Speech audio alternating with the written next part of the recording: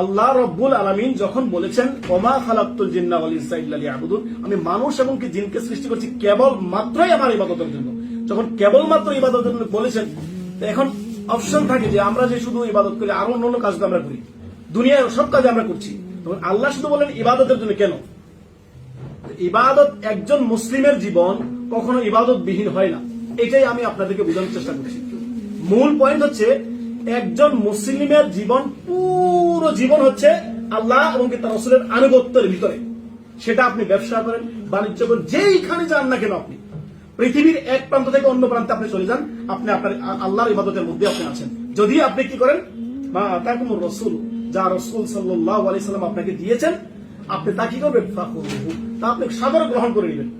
দেখেন, আপনি বললেন যে আমি 5 ওয়াক্ত নামাজ পড়লাম রাসূলের তরিকায়, আমার ইসলামিক আপনার ফিনান্সিয়াল অর্থাৎ আমার অর্থনীতি হচ্ছে পুরো সুদে ভেজালে ভরা, বা আমার পারিবারিক জীবন হচ্ছে বেহায়া বেপরদায় পরিপূর্ণতা, বা আমার আপনার ঘরটা হচ্ছে একটা আপনার দুনিয়াবি মেতে থাকার কর্মশালা, এটা তো ইবাদত হলো না।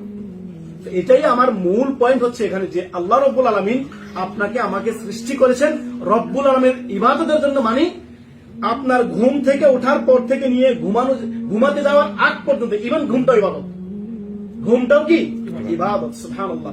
আপনি যদি মনে করেন যে রাসূলুল্লাহ সাল্লাল্লাহু আলাইহি সাল্লাম বলেছেন যে আপনি আপনার সন্ধ্যা হওয়ার সাথে সাথে মাগরিবের সালাত আদায় করে তার মধ্যে যদি যত দ্রুত খাবার দাবার শেষ করেন, ঈশা পরে যদি কোনো কাজ না থাকে, একান্তই কোনো কাজ না থাকে, তাহলে আপনি দ্রুত ঘুমিয়ে পড়ুন।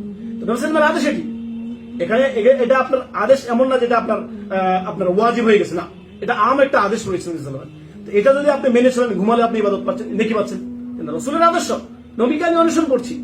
ওমা আনহাকুম আন ফাতাও, আমি তো তরক করলাম কোনটা, ছেড়ে দিলাম কোনটা, যা নবী নিষেধ করেছেন। এই ক্ষেত্রে আমার আদর্শ হচ্ছে আমার রাসূল বলেছেন, আমরা বলেছি কি লাকাদ কানা লাকুম ফি রাসূলিল্লাহি উসওয়াতুন হাসানাহ। নবী মুহাম্মদ সাল্লাল্লাহু আলাইহি ওয়াসাল্লামের উত্তম আদর্শ কি মনে করেন? আদর্শটা হতে পারে, বহু আদর্শ রয়েছে আপনার সামনে, বহু দৃষ্টান্ত আপনার সামনে রয়েছে। এখানে উত্তম কেন বলা হলো, উৎকৃষ্ট কেন বলা হলো? সুবহানাল্লাহ। অতএব তিনার সামনে এমন কোন আদর্শ নেই পৃথিবীতে যে আপনি দাঁড় করাবেন, কোন আদর্শ নেই। যতই বেশি বলেন আপনি, কোন আদর্শ আপনার সামনে পাবেন না যে নবী সাল্লাল্লাহু আলাইহি ওয়াসাল্লাম খায়রুল খালক, সৃষ্টির শ্রেষ্ঠ তিনি। আল্লাহ তাআলা এই সৃষ্টির আদম সন্তান তিনি নিজে বলতেন, আনা সাইয়্যিদুল ওয়ালাদ আদম, আমি আদম সন্তানের সর্দার, লিডার।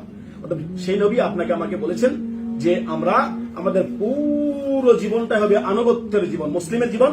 আপনি হাটে যান, মাঠে যান, এইখানে আসছি, বাড়িতে আছি, ঘরে আছি, বাহিরে, যেইখানে যাবেন আপনি এমন কোন কাজ করবেন না যেটা শরীয়ত লঙ্ঘিত হয়, এমন কথা কাজ আপনি বলবেন না যা আল্লাহ এবং তার রাসূলের আপনার আদর্শের খেলাফ হয়, যা রাসূল সাল্লাল্লাহু আলাইহি ওয়াসাল্লাম বলেন।